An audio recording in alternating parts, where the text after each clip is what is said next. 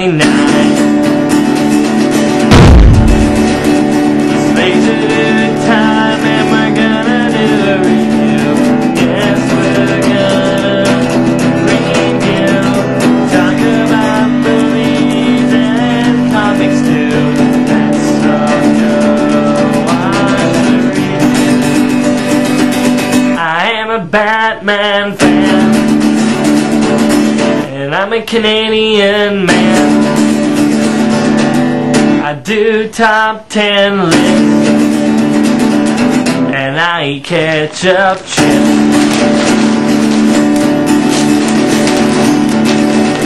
It's lazy time and we're gonna do a review. Yes, we're gonna review. Talk about movies and comics too.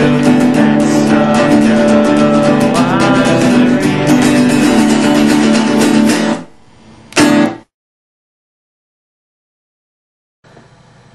Hello everyone, and welcome to another Lazy Dude 99 review. So, 2011 seems to be the year for superhero movies. I mean, we got Green Lantern, X-Men First Class, Thor, Captain America, and starting off this year of superhero films, we have the Green Hornet. So does this Hornet fly, or is it just an annoyance that you wish would go away? Well, let's find out. Now, let me start by saying that I don't know much about the Green Hornet. And by not much, I mean I don't know, I know absolutely zip. I know diddly squat. The only thing I ever saw on the Green Hornet was a clip with Bruce Lee's Kato kicking butt and the Green Hornet tied to a chair. So, I knew it was about a guy who couldn't do anything and he had a sidekick that did all the work. But that was about all I knew. However, going into this film, there was one deterring factor. Seth Rogan. Let me tell you that I'm not a fan of Seth Rogan.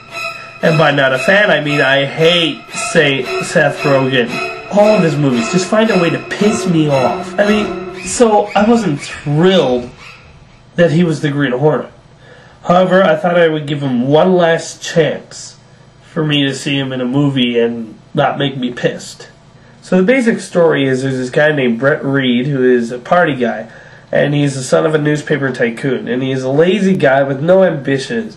And then one day his father dies and he inherits the newspaper. He decides to fire all the people that worked for his father at the mansion where he lives, and then one morning he finds that his coffee is horrible. No! That's why I don't drink coffee. He is told that the guy who used to make the coffee was his father's mechanic named Kato, played by Chou. So then Brett gets Kato back and they start talking, and then they decide that Brooke's father was a jerk, and so they decide to pull a prank. They decide to decapitate this statue of his father that everyone put up, because everyone's saying how, oh, your father's a great man. And he's like, no, he's not. My father tore the head off my favorite superhero toy when I was a kid just because I was helping a girl. Anyway, while they are taking the head off of his father's statue, they come across some people in trouble. And then Brett and Kato go to help them. And they save their lives. But then the police chase after them because they took the statue's head and they get away. And they think, dude, let's do this all the time.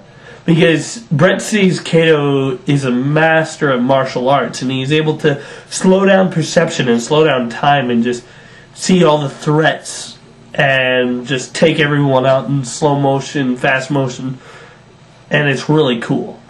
Anyway, they decide to be superheroes, but instead of acting like superheroes, they decided to pretend to be super villains that are trying to take over the criminal empire, and then because they say that, you know, a supervillain all needs to point a gun at the head of a civilian, then the superhero has to do what the villain says.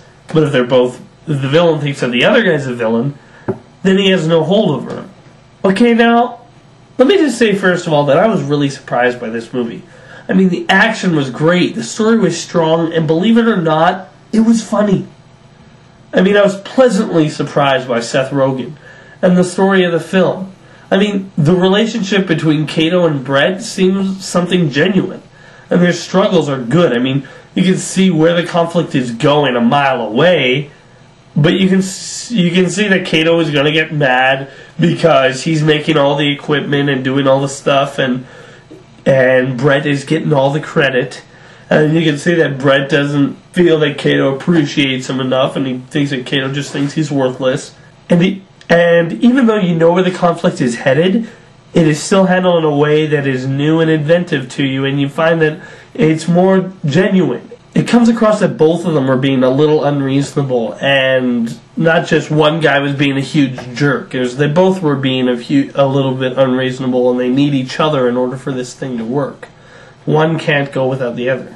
It's not just because Brett has money and Kato has skills. It's they both fit with each other greatly. You know what I mean. The biggest problem with the character arc is Cameron Diaz. I mean, you see, both of them like her character. And I just can't really see why. I mean, she has really no reason to be in this movie. I mean, I felt the role could have been done by anyone, and other actresses probably could have handled it with more energy and more enthusiasm. She just stands there and they're like, wow, she's pretty, isn't she? When she doesn't really give any reason for the characters to like her at all. The villain, who is played by Christoph Waltz, is funny as heck. I mean, he plays a longtime crime lord who really just wants to be feared. Oh, and by the way, in the beginning of the film, we see James Franco, and I thought that he was going to be the main villain, and then it changed to the other guy around, and he was great too. But I just wish that James Franco was in there longer, because he did such a good job in those few minutes that he was there. I mean, he's funny, and he was like, and you thought, oh, that's going to be a great villain. But then it turns around, it's this guy, and you're like, oh, well, he's good too. But anyway, Christoph Waltz plays like the crime lord Chudnovsky, who goes crazy over what the Green Hornet is doing, trying to take over his criminal empire. And by the end of it, he thinks, in order to be feared, he needs to get a costume as well. And so he calls himself Bladnovsky. Anyway, I just find that the villain is great, and I found a way for him to be both funny and threatening at the same time, and that's really, really hard to do. Okay, now I want to talk about how the Green Hornet and Kato kill people. You know, I think some people think because of Kick-Arse, how many superheroes, it made it seem okay for superheroes to kill people. But I see it more like these guys don't set out to kill people because that's how they rule, that's how they roll, they kill all the villains.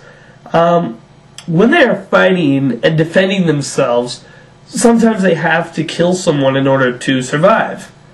It isn't like they ambush their enemies and leave a bloody trail everywhere. No, they confront their enemies, and sometimes they have to kill them in order to win. Now, the action sequences are really good. I mean, they're awesome. I mean, they're fast, they're well choreographed, and they're just really cool. I really like the car that they have called the Black Beauty. It is one of the coolest cars in movies. I mean, it has so many cool things about it, I don't even know where to start. It's one of the coolest movie cars. Not as cool as a Batmobile, but still really cool. Now, the only fight scene that is boring is the one between Brett and Kato. I mean, it takes too long, and it's just really stupid. And anyway, the one thing that I thought this movie was going to do in the end that it didn't end up doing, as I thought by the end of the movie, everyone was going to know that the Green Hornet was a good guy, not really a bad guy. I thought that by the end of the movie, everyone was going to be happy that they've had a superhero. But it doesn't go that way. They actually still pretend that they're bad guys. And I just love the way it ends. It ends with them still pretending they're bad guys, and the police are still after them, but they're still just going to fight crime by pretending to be bad guys. And that I really liked. overall, that I think this is a great film, and it's a great way to start off the 2011 superhero movies. So if you haven't seen this yet, please go check it out. The Green Hornet is just a good movie. I mean, even if you're not a fan of Seth Rogan like I am, I'm not. I hate you. He did a good job in this. You can't deny that. So, all in all, I think I have to give it 7.5 out of 10. So, thanks for watching. Remember, I'm LazyDude99, and if I don't like it, it's not worth it. See you around. Be sure to check out more of my other videos on my channel, and wait for more coming soon.